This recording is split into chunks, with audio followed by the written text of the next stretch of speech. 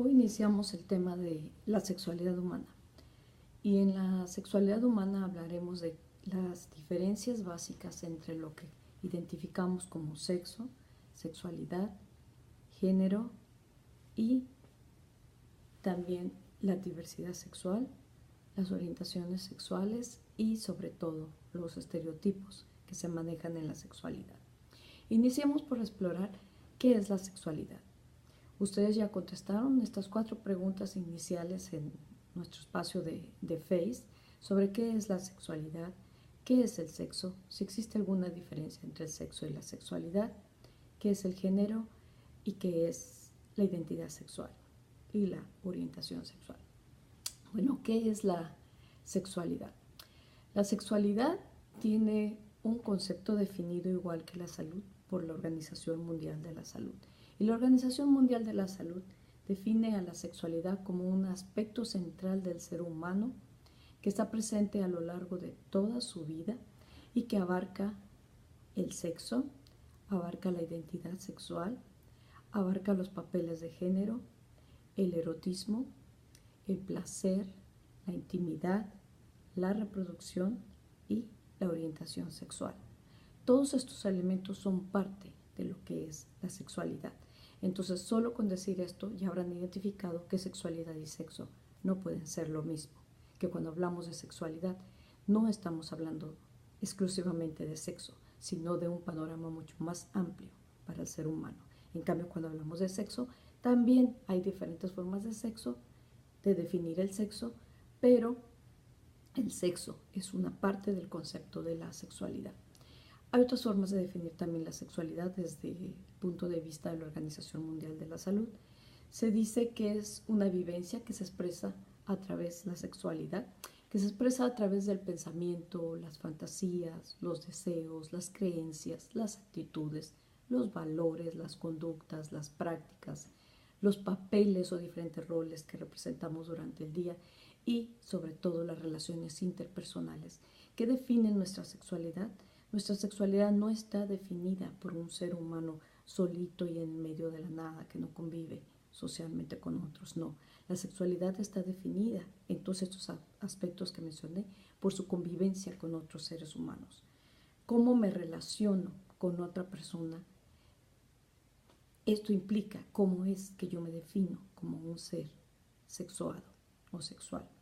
La sexualidad puede incluir todas estas dimensiones que lo dije: fantasía, pensamiento, erotismo, actitudes, valores y relaciones interpersonales. No obstante, no todas ellas se van a vivir siempre. Hay quienes podrán vivir toda su sexualidad en lo largo de su vida, porque no hay seres que sean totalmente asexuados, pero jamás tendrán una relación sexual con otra persona. La sexualidad está influida también por factores biológicos, psicológicos, sociales, económicos, políticos, culturales, éticos, legales, históricos, religiosos y por supuesto espirituales, dependiendo de dónde se encuentre cada ser humano, de qué cultura le tocó nacer, de cómo se vive en su familia, a qué religión pertenece, en qué clase social está, cuánta educación formal o no formal esta persona tiene, si es hombre, si es mujer, si nació en un país altamente industrializado o nació en un país en vías de desarrollo.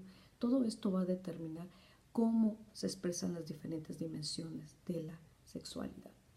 Y por supuesto, la OMS define a la sexualidad como el bienestar, la sexualidad, la salud, no a la sexualidad, sino a la salud sexual, como ese bienestar biológico, psicológico, espiritual y físico en el que se encuentra una persona en su relación con su práctica o su vivencia o ejercicio de su propia sexualidad. Recuerden que tenemos una definición para el concepto salud y enfermedad, pues también la OMS tiene una definición para el concepto de salud sexual.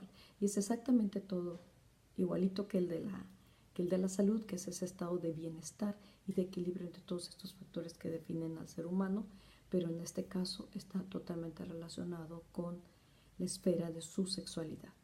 Pero, en pocas palabras, es el bienestar en el ejercicio de la sexualidad que cada individuo tiene. Esa es la salud sexual. Y al igual que se rompe la salud y se convierte en enfermedad, también la sexualidad puede tener diferentes alteraciones que le van a llevar al ser humano a ser un paciente o una persona que necesite de la ayuda de la medicina sexual. Por cierto que medicina sexual es una asignatura nueva en este centro universitario y en la Universidad de Guadalajara que estarán cursando ustedes cuando lleguen a séptimo semestre. Bueno, volvemos con la sexualidad humana. Entonces, repetimos otra forma de decir lo mismo.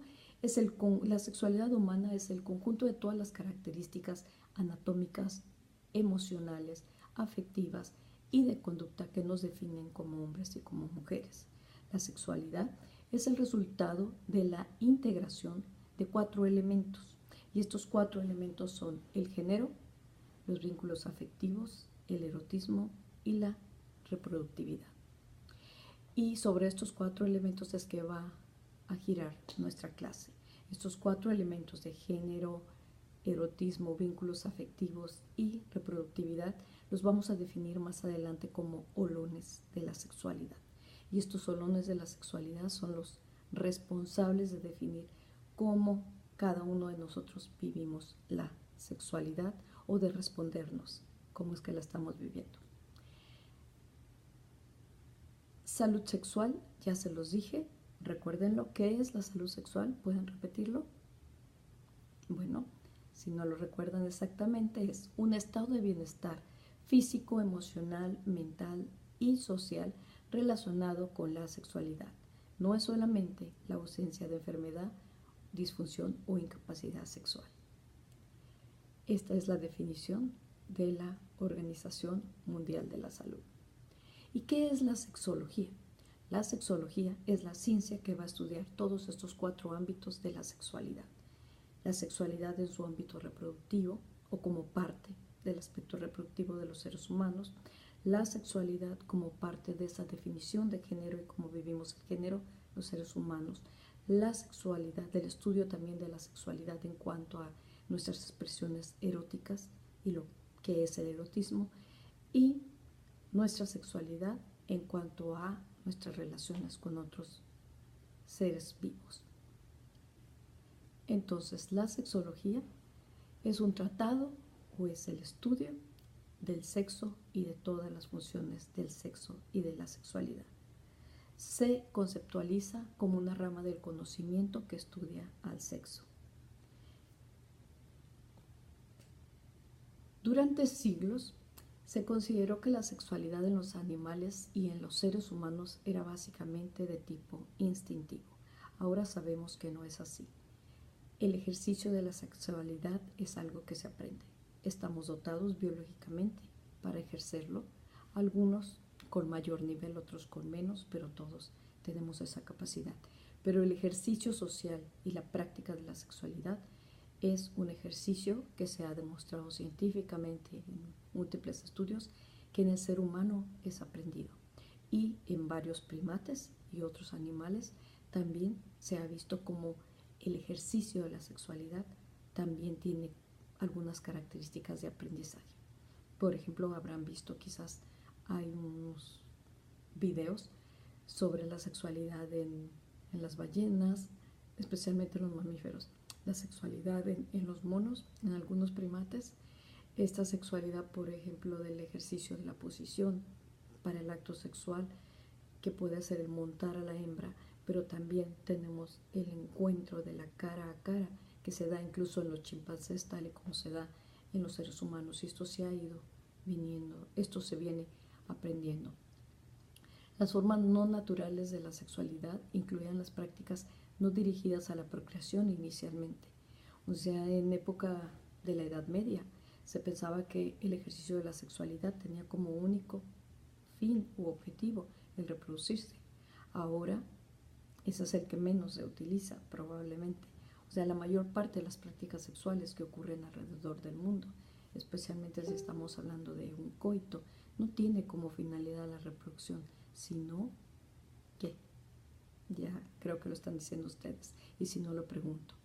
Lo repito la pregunta, la mayor parte de las relaciones coitales que se pueden estar realizando en este momento y que sean consensadas con el consentimiento de ambas o de todas las personas que estén participando en ese acto coital, si no tienen la finalidad, que es así, la mayoría no tiene la finalidad de reproducirse, ¿cuál es la finalidad? El placer y el gozo. Esa es la finalidad de la mayor parte de las relaciones sexuales actuales, no la reproducción. ¿En qué animales se ha estudiado, por ejemplo, que también tienen coitos o relaciones sexuales placenteras? Bueno, se ha estudiado en el delfín, en los chimpancés, en los pingüinos. Hay constancia de que el sexo no solamente es un acto reproductivo, sino un acto también placentero. De esta manera resumimos en que la sexualidad es algo que se aprende, no con lo que se nace sabiendo. ¿Qué es el sexo? Bueno, hay muchas formas de definir el sexo. Depende de qué sexo estemos hablando. Entonces, cuando alguien te dice, dime qué es sexo, pues lo primero que vas a tener que explicarle es cuántas formas diferentes de sexo hay. ¿Y cuántas formas de sexo hay? Ustedes ya escribieron sus definiciones, lo que les venía, a la primera idea que les venía a la mente cuando leían la palabra sexo. Y muchas de ellas ya responden a los diferentes tipos de sexo que hay. Podríamos hablar del sexo cromosómico, del sexo gonadal, el sexo hormonal, el sexo de las estructuras reproductoras internas, de los órganos genitales externos, que también nos definen sexualmente, del sexo por asignación y del sexo psicológico. Entonces no es fácil dar una sola definición de sexo. Pero si tuviéramos que decir algo sobre sexo, pues ¿qué podríamos decir? Por ejemplo, que sexo viene de la palabra de latín que quiere decir cortar o dividir. Y desde ahí ya se corta o se divide en dos, que era lo que se planteaba originalmente. Entonces había dos formas de sexo, dos formas de definirnos sexualmente, hombres y mujeres. Y ese es el corte o la división. Originalmente se refería nada más a la división del género humano en estos dos grupos, ¿no? Pero ahora sabemos que definirnos como hombres y mujeres en general ya no nos satisface totalmente, porque ahora hay otras formas de identificarse y decir no quiero ser un hombre, no me veo como una mujer, me veo como alguien entre ambos o me veo como una forma totalmente nueva a la que pudiera ser encajonada como hombre o como mujer. Sin embargo, en un análisis más detallado, la materia no es tan simple cuando estamos hablando de sexo. En algunos casos puede ser extremadamente difícil de determinar si un individuo en particular es hombre o es mujer, porque son muchos los aspectos que determinan esa parte de definición de sexo que está muy altamente vinculado a lo que es el género. Tenemos, por ejemplo, empecemos por el sexo cromosómico. El sexo cromosómico es el que está definido por nuestros cromosomas y qué es lo que nos tocó tener, qué es lo que nuestro padre, madre donaron para nuestra creación, XX o XY, y ese es el típico. Ahí lo dejamos, porque ustedes tienen otras asignaturas para ver todas las otras diferentes formas de combinación y que van a dar síndromes como el Klinefelter o el síndrome de Turner, o ahora todo lo que se habla sobre la intersexualidad, la disforia de género y los nuevos nombres para definir otras formas de identificarte en el sexo. Pero los dos más conocidos y que todo el mundo maneja es el XX y el XY. Si eres cromosómicamente XX, te definen como una mujer. Si eres cromosómicamente XY, te definen como un hombre. Y sabemos también que quien determina si se va a tener un hombre o una mujer en esa nueva creación es el varón y no es la hembra. La hembra siempre va a estar donando X, el varón tiene la capacidad de donar X o donar Y. Y esto determinará el sexo cromosómico. Después tenemos el sexo gonadal. Y el sexo gonadal tiene que ver con las células reproductoras, los gametos y las hormonas gonadales. Entonces, en ese sentido, también hombres y mujeres vamos a tener gónadas distintas y estas van a definir, dependiendo qué tipo de gónadas tenemos, estas definirán si somos hombre o somos una mujer. Y luego estas gónadas van a ser responsables del sexo hormonal. Es decir, si gonadalmente nosotros tenemos ovarios o tenemos testículos. El tener ovarios o el tener testículos va a determinar también el sexo hormonal, que es, va a predominar en nosotros el estrógeno o la progesterona o va a predominar en nosotros la testosterona. Estas hormonas van a darnos características también que se van a expresar desde el nacimiento y más drásticamente en la adolescencia, que tienen que ver con el engrosamiento de la voz o la finura o agudeza de la voz, con la distribución de la grasa dentro del cuerpo, con la aparición de vello en diferentes partes del cuerpo, con el ancho de la espalda, con el ensanchamiento de la cadera contra una cadera más pequeña. Todo esto está definido hormonalmente. Entonces ya vimos que tenemos sexo cromosómico, sexo gonadal, sexo hormonal. Y tenemos también la clasificación de los órganos sexuales internos, que no, ya vimos las gónadas, pero tenemos más que unas gónadas, ¿no? Entonces, en lo que es la parte interna de los órganos reproductores y órganos genitales de hombre y de la mujer, pues mientras el hombre va a tener cuerpo esponjoso, cuerpo cavernoso, conductos deferentes, la mujer va a tener trompa de falopio, va a tener útero, el hombre va a tener un prepucio, va a tener escrotos, la mujer va a tener labios mayores, labios menores, clítoris. Toda esta es la caracterización de lo que es los órganos genitales externos y órganos genitales internos, que también eso nos ayudan a dar otra forma de clasificación.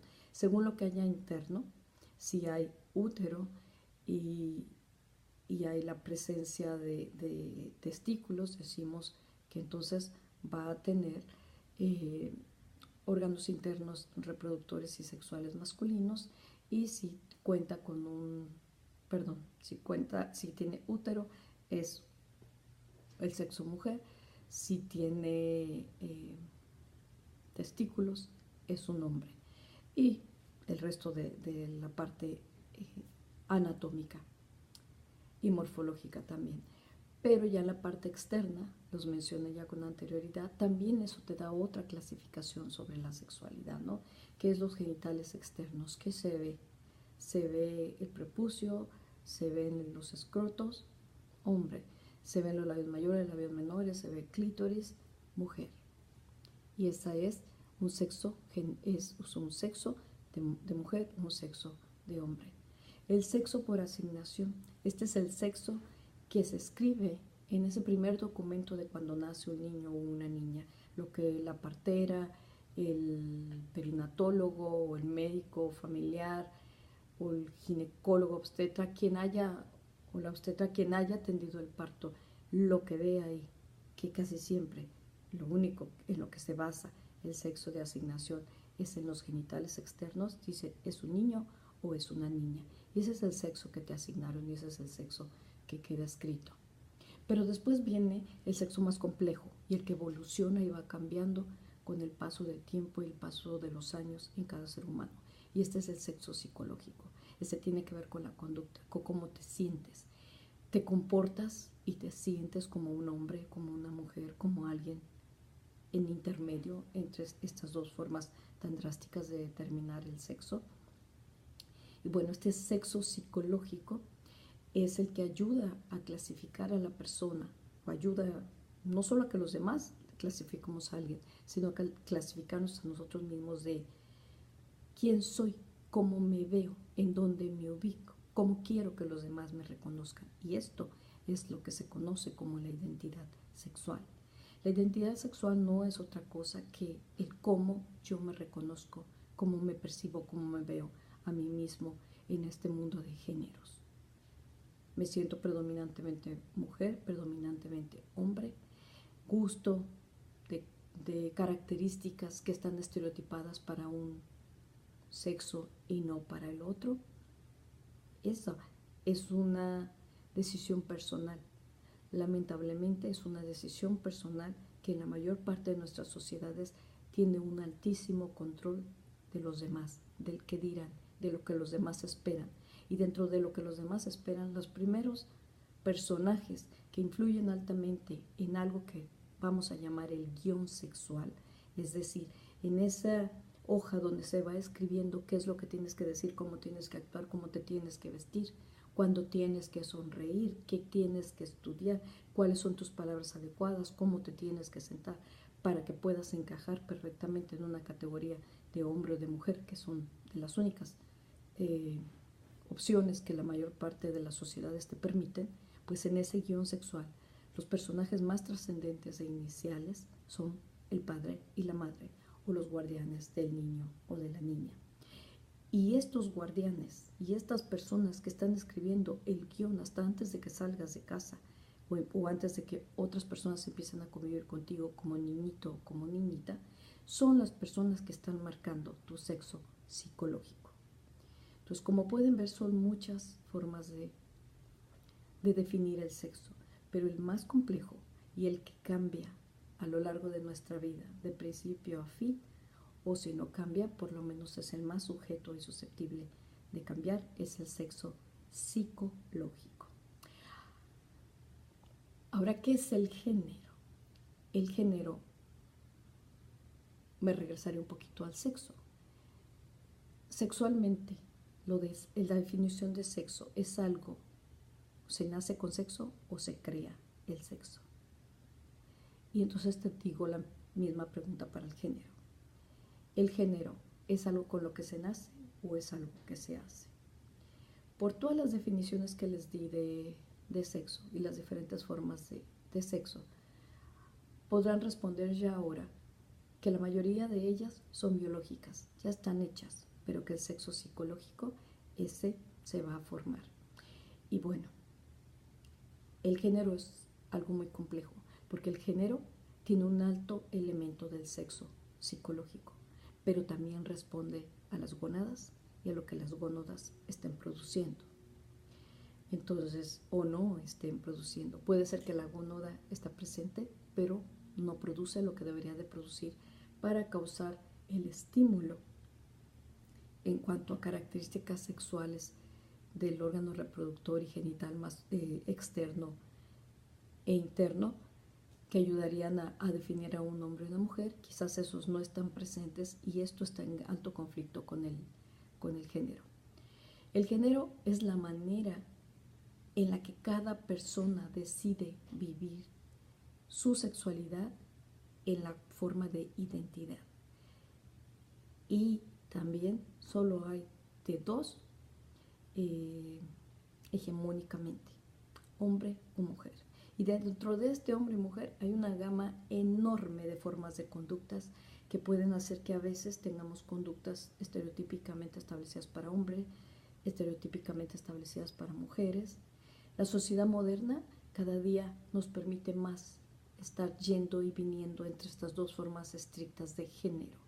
O sea, el género es una categoría que te permite vivir un papel socialmente. Te asigna responsabilidades, pero también, también te limita, aparte de ponerte responsabilidades que a lo mejor no son las que tú quieres, también te limita o también te da oportunidades, dependiendo del género donde te estás ubicando. Pero siempre y cuando correspondas, o sea, tu género, tu ejercicio de quién eres sexualmente, corresponda a lo que socialmente ya te han puesto como etiqueta, que es el sexo que tú tienes. Así es que si se te etiquetó tu acta de nacimiento, tu nombre, tu apariencia física, todo dice o grita que eres un hombre, ay de ti si se te ocurre que tu actitud o tu forma de reconocimiento de género no es la de un hombre, sino la de una mujer. ¿Qué es lo que va a pasar? Empezarás a ir contracorriente. ¿Se vale? Por supuesto que se vale. No solamente se vale, es un derecho de los seres humanos. Los derechos sexuales y reproductivos, que son parte también de este tema inicial, le otorgan al individuo, hombre y mujer, el derecho de asignar su propio género y de vivir la sexualidad desde el género que mejor le acomode, desde el género que le haga sentir feliz. No importa si tus genitales dicen que eres todo lo contrario. No importa si gonadalmente tienes la gónada que no corresponde a lo que tú proyectas o sientes o quieres vivir externamente en tu actitud. No importa si tu acta de nacimiento te puso Juan y tú ahora te reconoces como Juana, o no importa si en tu acta de nacimiento te pusieron Lupita y tú ahora quieres que te llamen Pedro. O sea, es un derecho, así como los seres humanos tienen derecho a que se les asigne un género cuando nacen, también tienen derecho a lo largo de la vida modificar este género y adoptar otro nuevo. Lo que ocurre es que socialmente somos una sociedad muy represora, muy de hegemonías y de status quo y de un temor enorme a no querer cambiar o a no poder convivir con lo que no encaje dentro de lo que ya creo, dentro de lo que me ha funcionado por mucho tiempo. Pero si hubiera funcionado también, no tendríamos tantas personas, algunas con el interés biológico porque les nace desde dentro, porque desde pequeñitos o pequeñitas se reconocieron como personas que estaban en el cuerpo equivocado. Pero hay otras que es por opción, por las vivencias, por la experiencia, dice, no me siento bien, o simplemente porque quieres desarrollarte en una actividad económica o laboral donde tu género no es bien visto y te ves forzado a ir cambiando tus propias actitudes al género opuesto para sobrevivir en ese ambiente. Es tu derecho y es algo que nadie puede negarle, pero también, aparte de que es un derecho de quien lo quiere cambiar o ejercer de forma distinta, es una obligación de los demás el respetar el derecho que cada quien tiene para definirse sexual y genéricamente de la manera en que mejor le acomode o le haga feliz. Entonces, queda así claro que la mayor parte de las formas de sexo son asignadas biológicamente, excepto el psicológico, pero el psicológico responde también mucho a las hormonas y al tipo de gónadas que nos están funcionando bien o que no están funcionando simplemente porque no hay bien, no hay males, funcionan o no funcionan. Y el género es una categoría que se adquiere, que se define socialmente y que se va modificando. Y lo que en la Edad Media era quizás muy bien visto para un varón ya no es bien visto para ahora. O lo que en la época del Renacimiento era reconocido como malísimo en las mujeres, ahora es totalmente aceptable, ¿no? Les pongo un ejemplo. En la época de María Antonieta, por ejemplo, en Francia, si se ubican en esa época de la Revolución Francesa, los hombres de la aristocracia se maquillaban, se empanizaban, se ponían un polvo blanco, blanco, blanco, blanco y se ponían pelucas, a veces más pelucas que las mujeres. Y además sus pelucas eran con bucles, rolos muy grandes y sus zapatitos eran de tacón, los zapatos de los señores. Estoy hablando de la aristocracia. Actualmente si alguien se pone una peluca y unos roles y unos zapatos de tacón, de los que ellos usaban, eran tacones anchos, esa forma de expresión del género de la época de la Revolución Francesa, trasladada al 2018, sería un hombre, dirían acá, muy afeminado. Ajá. Un hombre en los estándares de lo que se define, cómo se debe ver de acuerdo al género y a la expresión sexual de la apariencia, no usa tacones, no se pone pelucas de pelo blanco con roles o pelo largo y así con esos bucles bien rizados. Las mujeres, hasta antes de Coco Chanel, la diseñadora, no eran bien vistas en una cena de la aristocracia o de una clase social muy alta, si estaban vestidas de pantalón. Las mujeres pobres, las campesinas, a lo largo de la historia, muchas utilizaron una vestimenta parecida a la del hombre, pero la usaban abajo del vestido, para que no se notara que traían una prenda tradicionalmente conocida como prenda de hombre. Pero Coco Chanel decidió romper ese paradigma y decidió ponerse camisas como hombre sueltas, un pantalón y salir a la tarde de cóctel, casi vestida como lo que en esa época se consideraba un hombre. Al principio la criticaron muchísimo y dijeron, esta mujer está loca, está disfrazada. Actualmente, si voltean a ver a sus compañeras o si eres una de las compañeras y te ves, lo más probable, casi me atrevería a decir, que el 100% de las chicas de este salón en clase están vestidas con pantalones. Y nadie dice, están locas o vinieron disfrazadas. Es totalmente aceptable vestirte de pantalón, ir a pantalón, de pantalón a cualquier parte, incluso a una boda con un pantalón súper elegante o un traje elegante. Algo parecido hizo Coco Chanel con el traje sastre. O sea, tener un saco sastre como el que tengo ahora sí de cuello era un traje típico de hombre.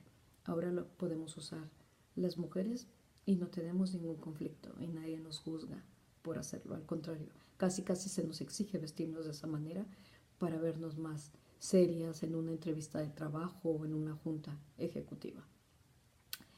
En fin, como ven, muchas cosas han cambiado. Piensen, por ejemplo, en los escoceses. El traje típico de Escocia para el varón sigue siendo esa falda plisada, cuadradita y plisada. Es totalmente aceptable en Escocia. Pero, y aún ahora en esto de los géneros, ¿qué les diré?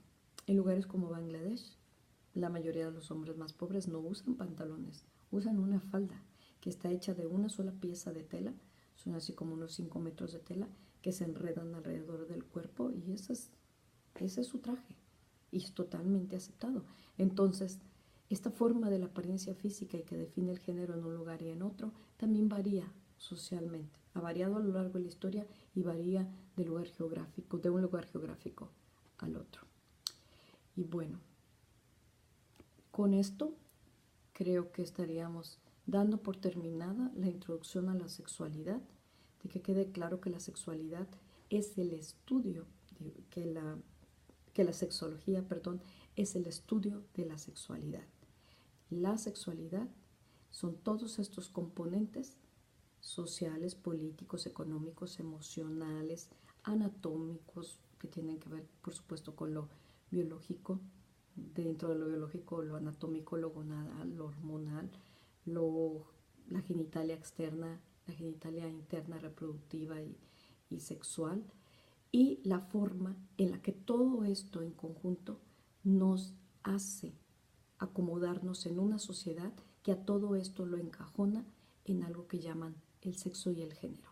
Y el sexo inicialmente definiéndote como un hombre o como una mujer, y al género como la forma en la que se tiene que vivir ese ser hombre o ese ser mujer. Y con esto, ahí todo esto te da la identidad sexual. Les dejo con la pregunta de, ¿y ustedes cómo definen su identidad sexual? Si te digo, ¿cuál es tu identidad sexual? Si me dices soy mujer, bueno, eso de decirme soy mujer tendrá que tener una gran explicación. ¿Qué te hace pensar o qué te hace estar tan segura de que eres una mujer? Y si me contestaste, mi identidad sexual es varón, soy un hombre, ¿qué te hace definirte de esta manera? ¿Qué me podrías decir? ¿Cuáles son tus características? ¿Cuáles son tus peculiaridades? Y a lo anterior, le sumamos, y es algo que quiero que vayan y revisen y den sus me gusta ahora, los 5 videos que los compañeros y las compañeras subieron ya sobre género y estas diferencias de género, ¿no? Cómo se definen los géneros y las diferencias de géneros y los casi siempre basados en estereotipos de género. Entonces les invito a que vean cada uno de los videos son buenos, de todos van a aprender mucho. Algunos son silencios, algunos tienen aspectos cómicos, algunos son muy altamente creativos. Bueno, yo diría que todos son muy creativos y de cada uno de ellos vas a aprender toda esta presión que existe en el ser humano para tener que definirse en un bloque o en el otro, pero nos corta la libertad de poder pasar entre los dos sin que se nos critique, sin que se nos quiera aplastar, sin que se nos quiera decir que nos estamos saliendo de la norma. O sea, hay una intolerancia social grandísima a no encajar en cajita de hombre o en la cajita de mujer. Esta intolerancia hace que existan palabras y ejercicios de la homofobia, que existan violencias de género, que existan violaciones sobre los derechos sexuales y reproductivos, especialmente de las mujeres. Entonces, es importante que vean los videos, reflexionen sobre ellos, y si te ves reconocido en uno o diciendo, si es que yo también siempre he pensado que esto es típico de hombre, esto es típico de mujer, pues esta es la oportunidad. Esta clase no es solamente para aprender sexualidad para nuestros pacientes. Eso es uno de los objetivos, pero el otro es para transformarte también a ti, en tu forma de pensar, en tu forma de ver la sexualidad.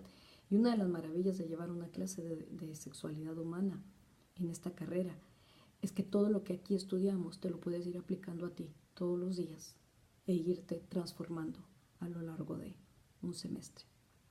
Espero que así sea y llegamos al final del video por el día de hoy. Que tengan buen día. Chao.